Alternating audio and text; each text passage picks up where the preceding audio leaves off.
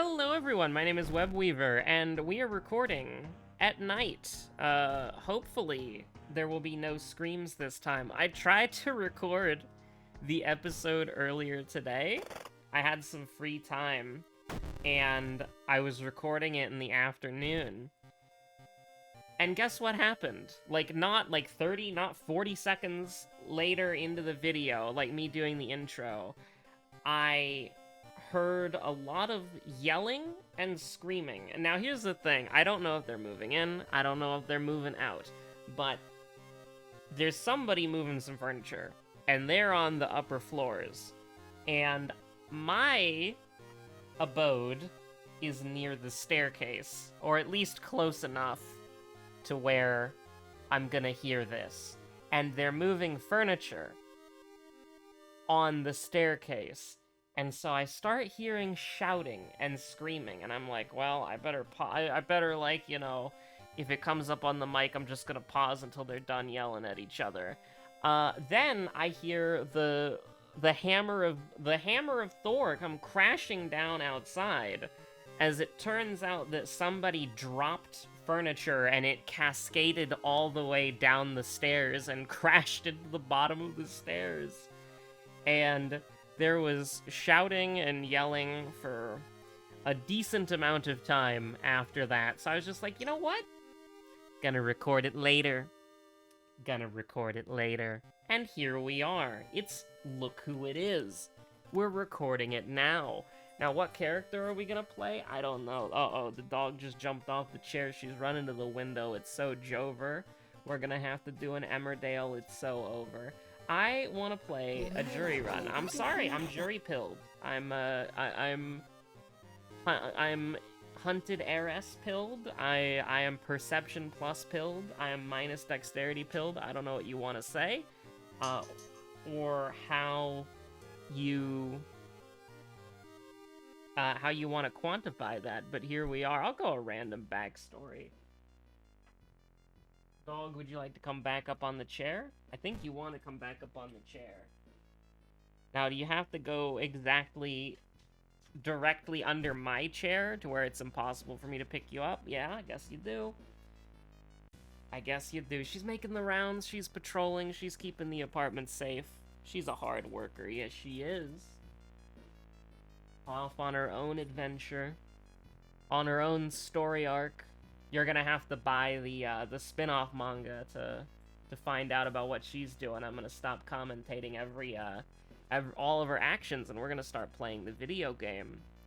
What do I want to do? Also, I gotta apologize again. I'm gonna try to record RimWorld. I'm gonna try to record Goody Two Shoes when I can.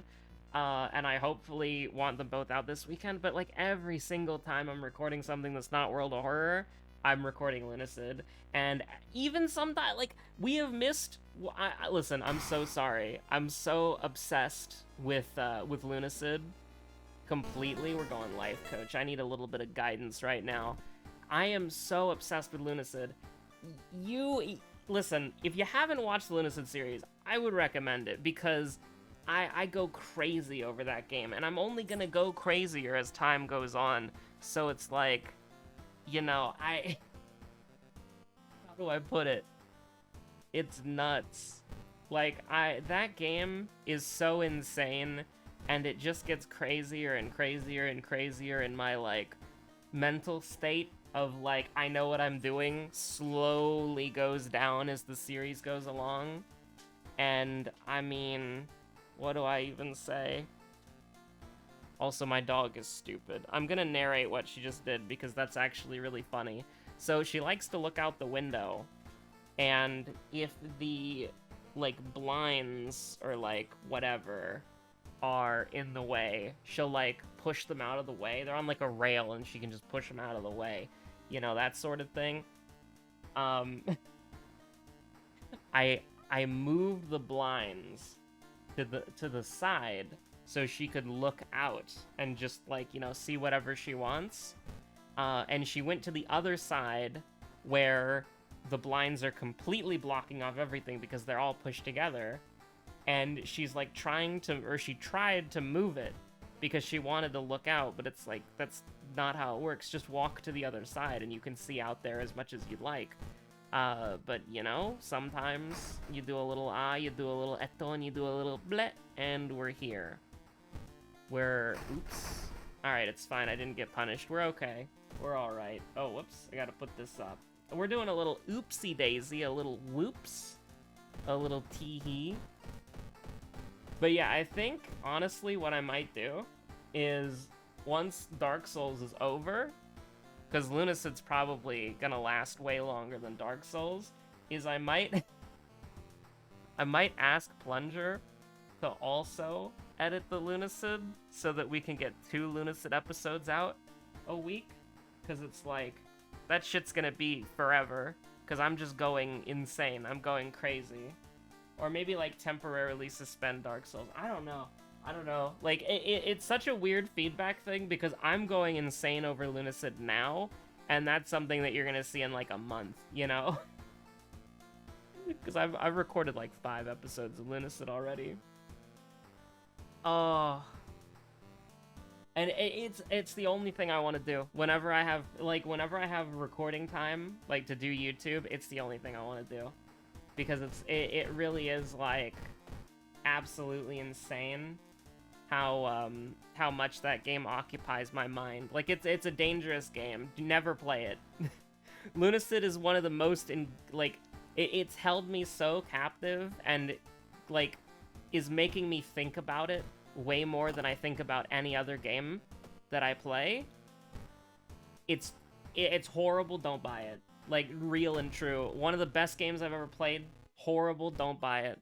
Like, I'm sorry, but I'm not somebody that can just, like, experience a game with the normal ending.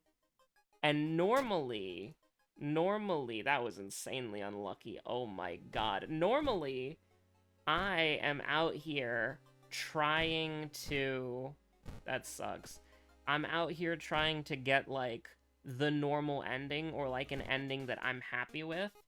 And then for Lunacid, it's just, like, I'm not satisfied. I have to know the truth. I have to know. And I'm too stubborn to actually look it up, and it's absolutely insane. You feel like a crazy conspiracy theorist, basically just going through any of this shit. It's literally, like, madness-inducing, to where, like, my lunacy is going up IRL. It really is incredible. It really is impressive, and it also manages to avoid the Dark Souls bullshit, is what I'll say, of how... Like, okay, you're playing a Dark Souls game, right? You see an NPC that's really cool. That NPC is going to die unless you look up a guide, right? Like, that NPC's questline is going to be left incomplete. You're never going to finish their storyline unless you have somebody telling you what to do or giving you hints, or if you look up a guide. Like, I'm sorry, some of that shit's nonsensical. Some of that shit's insane. Anything involving Lost Izalith in Dark Souls 1 just sucks, because it's like, oh yeah, you have to go to the random-ass area, which is just a hole in the ground, and the guy's there, and you have to go in there, and you have to kill all the mobs, or else he'll die. Like, oh yeah, of course. How could I possibly know that that's what I'm supposed to do? Hello, dog. Like, Dark Souls stuff is crazy, it's wacky, and I'll be real with you. I'm not a big fan of how Dark Souls handles NPC questlines, because, excuse me, how did that get there? I don't know how that got there, but anyways, I finished drinking a can of sparkling water, and for some reason, I thought I left it on the desk, but it was actually on the floor. And the chair rolled into it. It was empty. I need to just put that in the recycling. But, like, I do not like how Dark Souls handles NPC quest lines for the most part.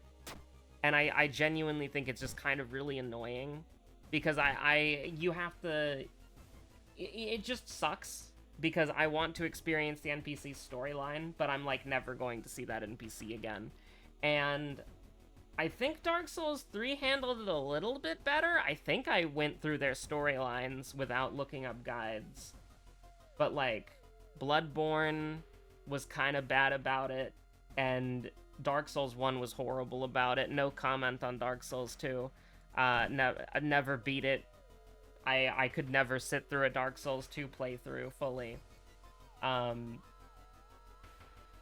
But basically, like, oh god, do I really want to do this? Like, I don't know if I want to do this or not. I think we just... No, we have life coach. Like, what the hell? Oh, I don't want to do any of this shit. All right, we're gonna do this. It's a little weird. It's a little weird. I'm going. You can't stop me. Me and 4% Doom Rutsu. We're actually getting pretty lucky with the threat levels, though. I actually should have probably went to the police station to change it to a doomed location. I'll take the ones. I'll roll ones for days. Goddamn right I will. What's a doomed location? We're more likely to get stuck in the mansion. Although I don't really remember the mystery spread, so we're just gonna do it like that anyways. Love to see it.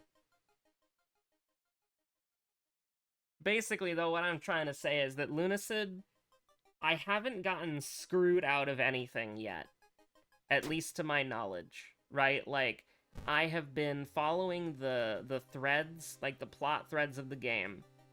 And I have been, even for the esoteric, crazy, batshit insane secret ending, even that, I have been following it, and it's actually just kind of like, I haven't had to worry like, okay, I didn't go to this remote location 15 hours ago and talk to the Scrunkle Bungo, so now that when I'm in the final act, the moon will say, because it's Lunacy, get it? I haven't beaten the game yet. I don't know any of the endings. This is not a spoiler. This isn't even a... This is literally just me spitballing. This is a bit. You don't have to be like, oh god, Lunacy spoilers. I don't know the Lunacy spoilers. At least for the endings. But it's like, you know, you didn't talk to the Scrimblow Skrunkle in the Narnia zone 80 miles away, where you have to play Desert Lunacy 64 in order to get there. You didn't talk to them 15 hours ago, so the moon doesn't open like its true eye and cry a river down to the earth that then gets crystallized into ice because, like, space is really cold or whatever. And then you get to walk up the giant road of tears because, you know, the Skunkle Bunkle needs to know that that it needs to make the moon cry. Needs to tell the moon a mean joke. Make the moon cry. And then, of course, once you get up there, you play in a classic round of Rainbow Road with the boys. And then that's the ending. It was Lunacy Cart all along. Well, I don't like any of these mysteries, but I guess we'll do painting for fun, because we don't have roads closed yet. Not a big fan of this, but here we are. So yeah, Lunacy is taken. We've been talking about Lunacy for 13 minutes. 14 minutes, actually. Can we talk about something else? I mean, I guess so, but you should still watch the Lunacy series. I really enjoy it. I really like it. I really... That game, I am obsessed with that game. I can't think about anything else than Lunacy. It is the only thing that I'm thinking about. It's the only thing that I want to play outside of Final Fantasy XIV and League of Legends. And Teamfight Tactics. So, yeah, no, it's just, and the thing is, like, I want to do other stuff, but it's just, like, I have free time, and I'm like, Lunacy. Like, I want to practice more ABBA, because I was playing Guilty Gear with my friend, and she is bad, but I am worse, specifically with ABBA. Like, if I switched to Ram, I could take her out, but, like, she was just playing Bridget with normals, and literally, I couldn't do anything. We played like 30 games, and I lost. I won like once or twice. I am absolute dog at ABBA. But I really, really want to play Abba more. I really want to practice her combos more. And I've only done that, like, a little bit. I've only done that a little bit, you know? I would like to do it more. I think it would be a lot of fun. But whenever I have free time, I'm like, I want to play Lunacy. And then whenever I don't have free time, I'm playing Teamfight Tactics, because that's like an AFK game that I don't have to give a shit about, and somehow I'm Silver 1. Gonna climb my way to, bro about to climb his way to Gold 5 or Gold 4 or whatever it is. I'm gonna go high gold. I'm gonna go high gold. I'm climbing the ranks. Like, I can just play Teamfight Tactics AFK because, like, I can literally just, I know the team that I want to build, and I can just brute force it. I could just passively play it in the background while I'm doing other things in my day. And then, you know, the lasses wanna play League of Legends at night, so we gotta play League of Legends at night. We gotta roll. And then once we're done rolling, it's like, I either gotta record or, well, I gotta record, basically. And you know what happens? When I record, I want to record Lunacy, because I have, I almost made a big mistake. The game almost got me. Bunny mask? Hell yeah, sister. Hell yeah, brother. You'll love to see it. Hello, dog. Homie is back on the chair. She's lying down. She's hanging out. Me and man-eating plant Rutsu. I think, can we block an attack? We can, and that's actually, oh, that's not too bad. You kind of love to see that, just a little bit. I'm alright with that. But yeah, no, I'm completely obsessed with Lunacy. It's made me insane. And it's the only thing that I want to do. Like, that's literally it, is like, I admittedly have been having a headache that's been, like, pretty nasty for, like, the last week, but like, I've been recording a lot. And I probably have that headache because of my 6 a.m. Lunacy sessions. But, like, oh my god, Lunacy is just such a good game. Never buy it. Don't play it. It'll ruin your life. It's awful, but, like, it's, you know, it's amazing. I really enjoy it. And the thing is, like, doing it without looking up a guide is probably, like, one of the weirdest experiences I've had in a game, because it's just so... Oh. It's pretty messed up. It's pretty messed up. It's very good, though. It's very good, though. If you're down with, like, a Kingsfield-like game, it should be an instant purchase. And here's the thing. Even if you're not down for, like, the basic mechanics of the game, like the combat, maybe just get it for the mystery of the secret ending, because that shit is genuinely fascinating. Like, there are so many interesting puzzles and things to think about for Lunacy. I've never been more immersed, basically. Like, it's a very immersive experience because it's all-consuming. It's a very immersive experience in that regard of, like, absolutely feeling insane and then figuring it out piece by piece. And another thing that I'll give it is that a lot of the invisible walls, because, you know, it's inspired by Dark Souls. It's gotta have fake walls, right? It's gotta have illusory walls. Basically, all of them are, like, decently fair. Like, I recently did, like, one of the big puzzle pieces for the secret ending, and it involved me having to find an item behind an illusory wall, and I had actually seen it with my own eyes, like, earlier. I just never got close enough to it to actually see the pop-up of, like, the little question mark in the bottom left corner to indicate that you can press the interact button to open the wall. And, like, I was mad, but, like, it's a great, like, it's a great experience. Like, I haven't felt emotion like that from a video game in a while. Like, let's see. What spurred me to action? What activated my almonds in a video game that I can think of? Most recent example, probably the end of Shadowbringers and Endwalker. probably, and then like Nier Automata ending E. Like that shit was insane. Or like the beginning to Route C or whatever it's called. Route 3, Route C, where you play as A2 and 9s. Like the beginning of that shit was insane. So I guess those are like the examples of like when a game has made me feel that immersed and that like in it, right? Like I'm locked in. Like I'm locked in for the ride. I am there for the experience, and it's like an immersive thing where the only thing I can think about is that game. Like I played Nier Automata, and after I was done, I was like emotionally devastated and exhausted for like 3 days. I just kind of was like quiet for 3 days, just like contemplating everything that happened, wondering if I made the correct choice, blah blah blah. Highly amazing game. I'm terrified to play the the Nier remake for what should be obvious reasons. I don't know. I guess we can just do Como real quick.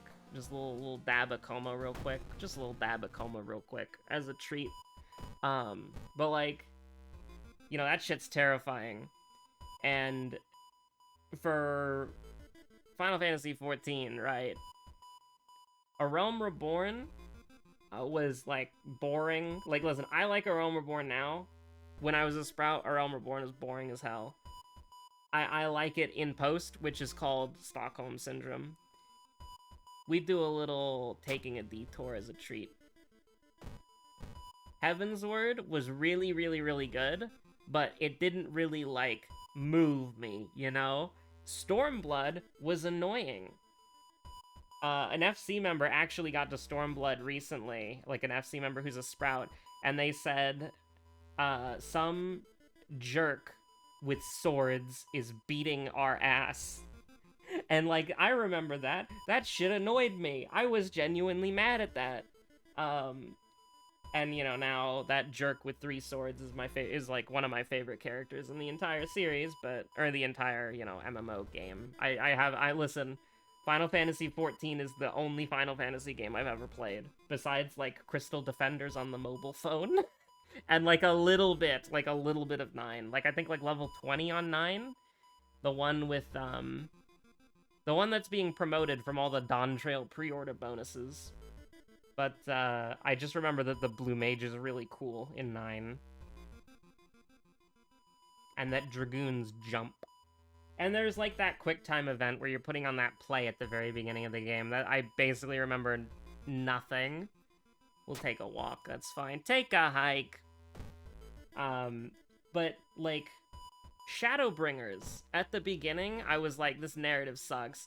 And then, near the end, I was like, wait, I'm fully invested. Like, it happened probably around, like, level 85, 86. I was, like, fully invested.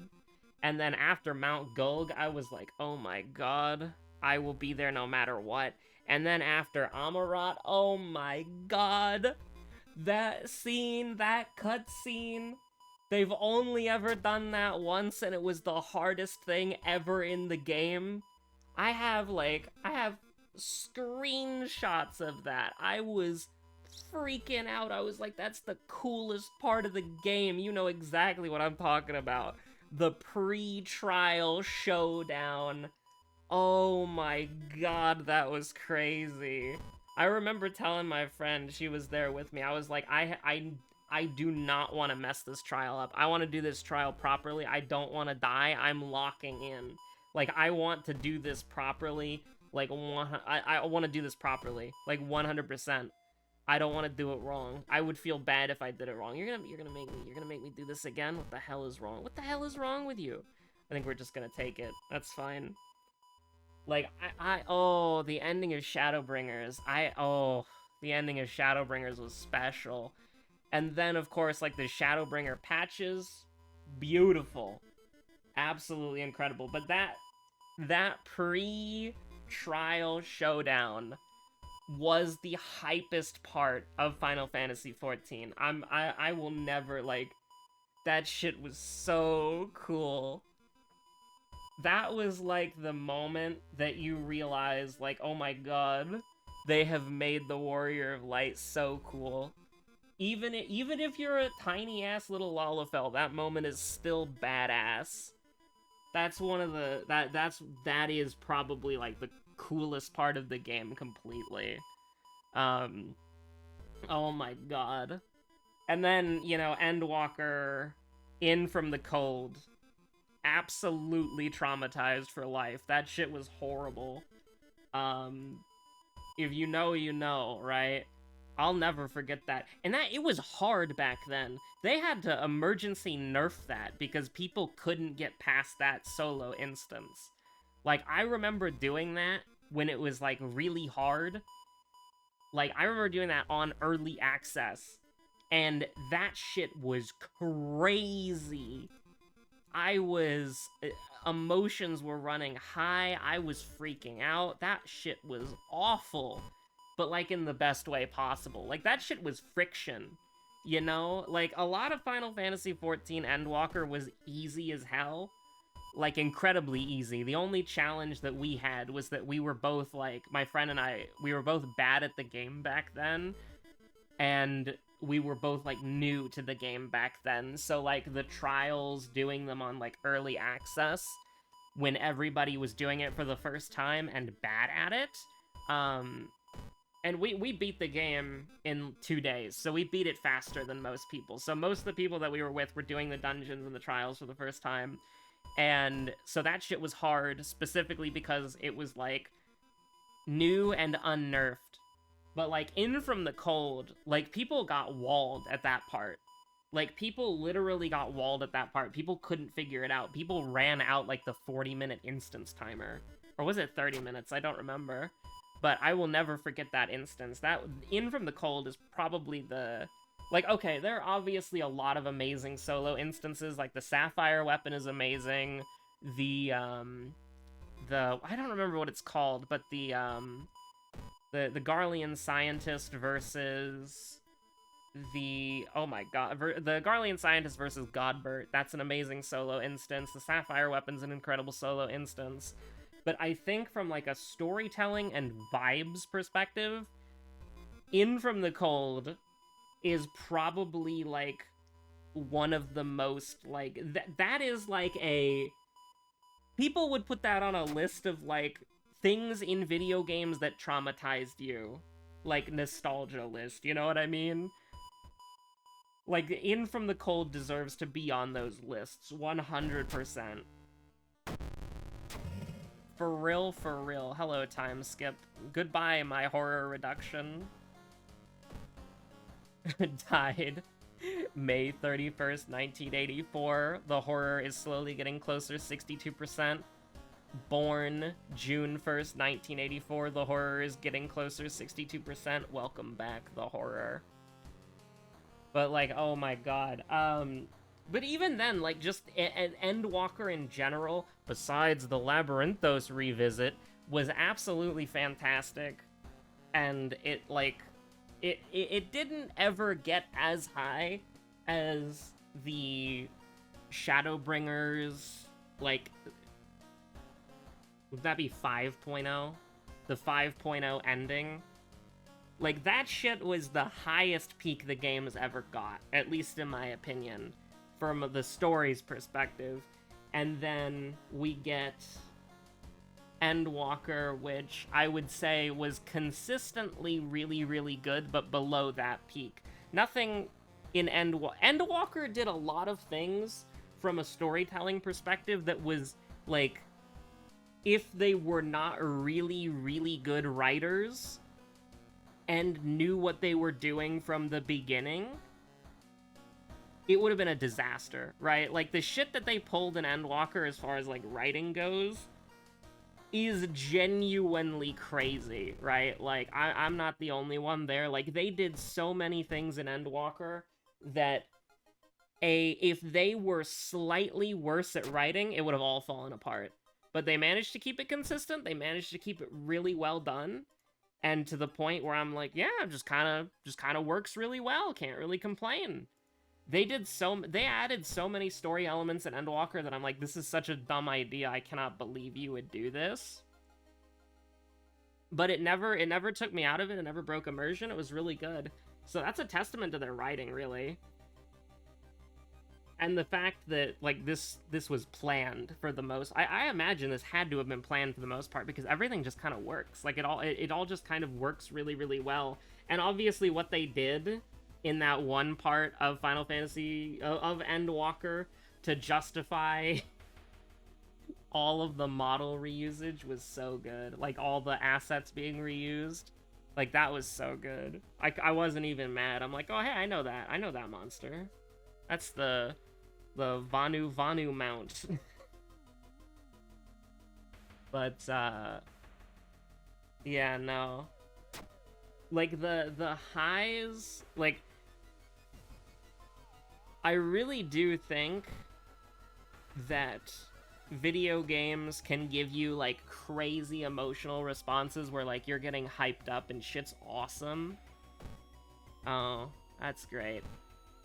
And I think that's amazing. Like, I don't think there's anything that a game... Like, that's the thing, is that games can give you that way, way more, at least in my opinion, than anything else can. Because I've seen some amazing movies, don't get me wrong. Like, I've seen some amazing movies that are really, really, really good. And they do elicit an emotional response, but it's more similar to like watching a train crash, you know, like was it Reservoir Dogs that I'm thinking of specifically? There's a lot of good movies, but I'm thinking of Reservoir Dogs. Like that's the first thing that came to my head. Reservoir Dogs. Like this is the one where they're trapped in the building, right? Yeah. They're trapped in the building. The jewelry heist gone wrong. They're trying to figure out what's going on.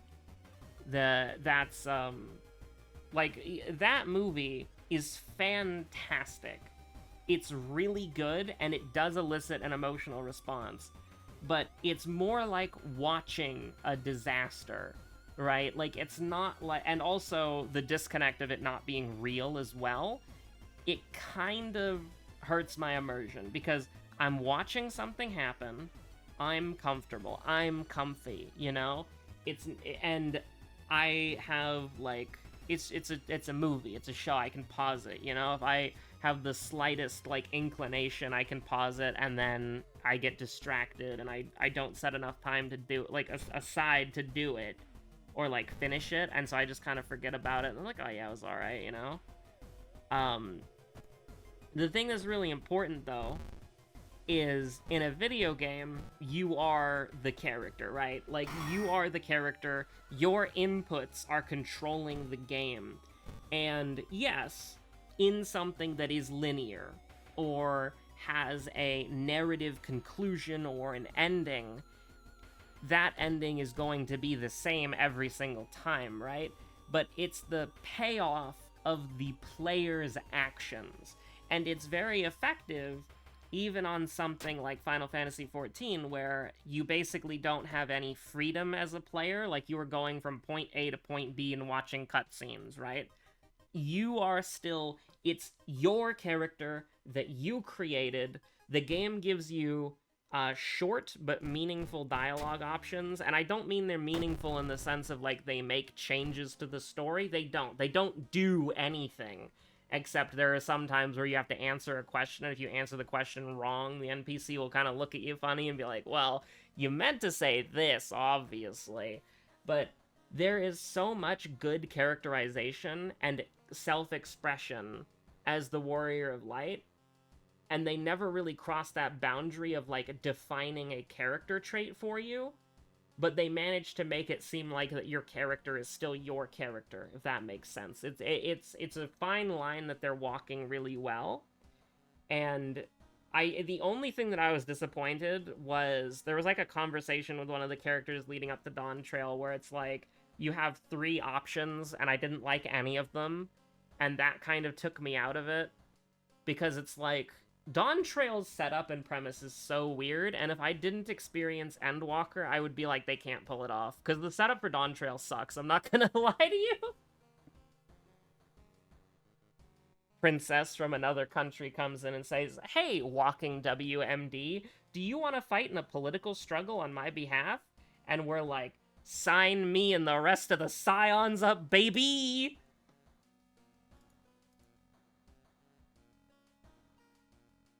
Oh, absolutely.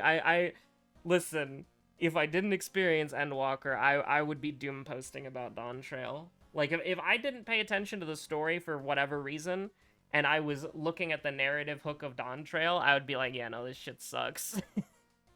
I have faith, though. They haven't led me astray with anything yet, so I'm hopeful. But regardless, like, when you're playing a game like Nier Automata, right? Nier Automata has a lot of symbolism and a lot of themes about how the player interacts with the game and the environment and how the characters interact with the world around them.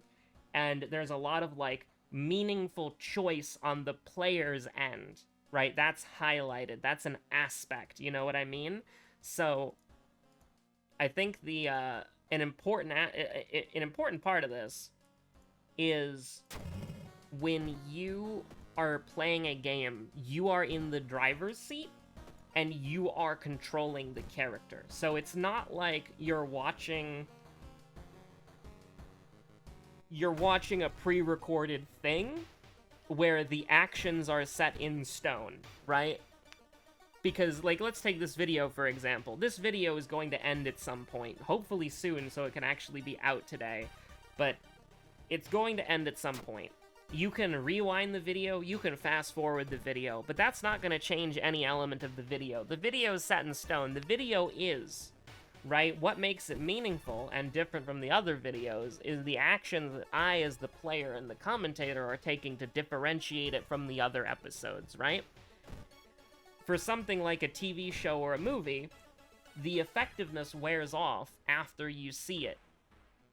Because you can only see it blind once, and then you've seen it forever. You might forget about it, which is why people do rewatches of shows where they're like, yeah, I haven't seen this one in forever. Oh, I forgot about that part. Oh, that's a nice detail that I missed. And there definitely is something there that is worthwhile talking about for sure. And, like, details are great, and, like, thinking about things in a more meaningful or deep way that allow you to engage with something in a way that you hadn't previously engaged with it, that's pretty cool. I'm not gonna take a risk. I'm just gonna level up right now. And we're taking another point of strength, baby.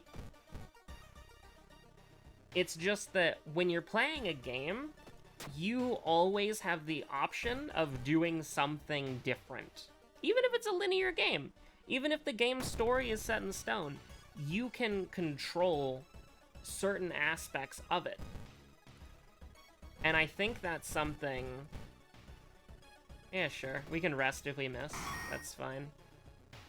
And I think that's something that I find really interesting about games as a whole, from a storytelling perspective.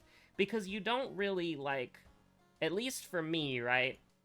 I have a difficult time getting invested in fictional... Well, I guess just fictional books and video formats in general, right? Because I like to... Well, okay. Books are a little bit different. But for, like, a TV show or a movie, it's very difficult for me to get invested and stay invested. I know that might be a little bit weird. And this is a little bit of a different thing, because we're talking about how, like, meaningful it is, right? And you can absolutely see something in media that is meaningful to you in all kinds, right? Even, like, music, books. We're being way too vague right now. To kind of narrow it in a little bit, it was the man-eating plant. Goddamn right. To kind of narrow it back down to what I was talking about, right? Like, I find video games have a more meaningful impact on me as a person because I am in the driver's seat. Even if it is like a preset thing and everybody who wants to do this will have the... Everyone who wants to do this will have the same experience, you know what I mean? Like, everybody who plays Final Fantasy XIV will go through the same MSQ. Like, that's just a fact. Like, that's just undoubtable. Oh, Jury lived! It's her! She's real! That's awesome. Jury lived. So, like, everybody who plays Final Fantasy XIV will go through the same story, right? Everybody will. I do need to wrap this up really quick, because we do not have time to do Pokidoku or anything like that because of my ranting, but everybody who goes through Final Fantasy XIV and does the MSQ, and, like, pays attention to the MSQ and doesn't skip it, right? Everybody will have the same experience. But it's your character, your dialogue options, even if they don't do anything, and it's how you think about the characters. That's where the difference comes into play. You might have a favorite character that you pay more attention to than me, and this is, like, not trying to say that game developers shouldn't make, like, branching paths or dialogue matter, but what I'm saying is the impact that you, the player, have with the thing, right? Who's your favorite character? What parts of the game do you really, like, notice and stand out to you? And so that's sort of where the feelings come into play, right? And so different high emotional points from media will hit specific people differently or harder. And I guess just to kind of tie it all up in a nice little bow, Lunacy is making me feel absolutely crazy and deranged, lunatic. And I haven't really felt that strongly about a game since Nier Automata and since Final Fantasy XIV. Specifically, the end of Shadowbringers was a real high point, and the entirety of Endwalker was really good. But we're kind of retreading old topics, and I do need to end the video. So stay safe out there, everybody. Have a good one. This video is not going to be out on time. Thanks for watching. Stay safe out there. I said that multiple times. But, you know, that's what we do here. We repeat ourselves. If I didn't repeat myself, these videos would be a lot shorter. Also, there were 2 new episodes of things. There was a Dark Souls randomizer that has Adam Sandler's Leo Lizard in the thumbnail for some reason. Don't ask me, Plunger made the thumbnail. And we also... there was a Sus Sarius in Lunacy. You might want to go check that out, too. If you haven't checked out the Lunacy series yet, I would highly recommend it. It's a crazy game. It drove me crazy. Have a good one. Stay safe out there. Bye.